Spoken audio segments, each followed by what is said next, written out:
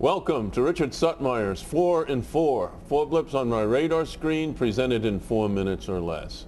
My first blip looks at the most important stock chart, the weekly chart for the Dow Industrial Average. The weekly chart for the Dow is my major focus between now and the end of the first half of 2008. The Dow has been above its 200-week simple moving average since November 2003. If the Dow begins a trend below its 200-week simple moving average at 11,672 and ends June below that key support, the risk is to my annual support at 10,747 in the second half of 2008.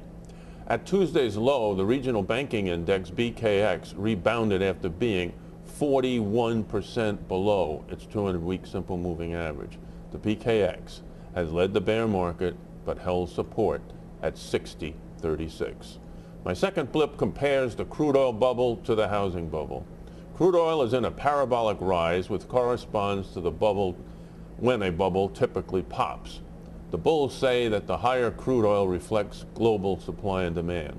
Let's find out. Increase margin requirements to 25% from 5% as suggested by Senator Joe Lieberman. I'm not against speculation, but make it more expensive. Supply and demand leverage just to make a buck is sick.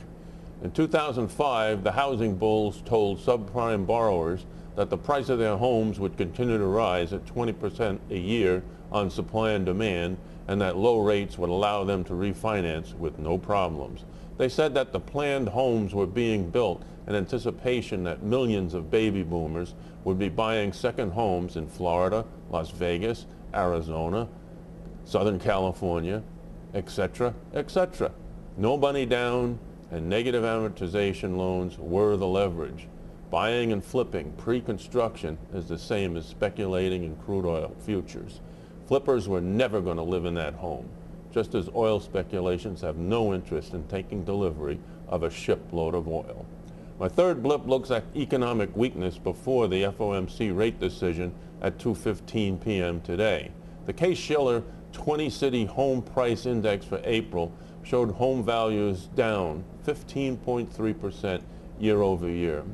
Consumer confidence at 50.4 in June was the lowest since February 1992, which was during the 1988 to 1992 plunge in FDIC assets. This was the 5th lowest reading ever, and the expectation component registered an all-time low of 41. Consumer spending will likely dry up after the 4th of July as stimulus checks will all be spent. My fourth blip is my opinion as to what the Federal Reserve should do. The Federal Reserve should aid the popping of the crude oil bubble by raising the federal funds rate to 3%, but keep the discount rate at 2.25%. This would make it more expensive for energy speculators.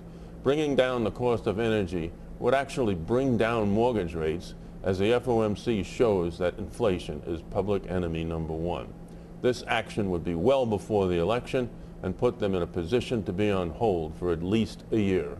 If you have any comments or questions, shoot me an email, gmcreports@aol.com. That's today's 4 in 4. Enjoy your day.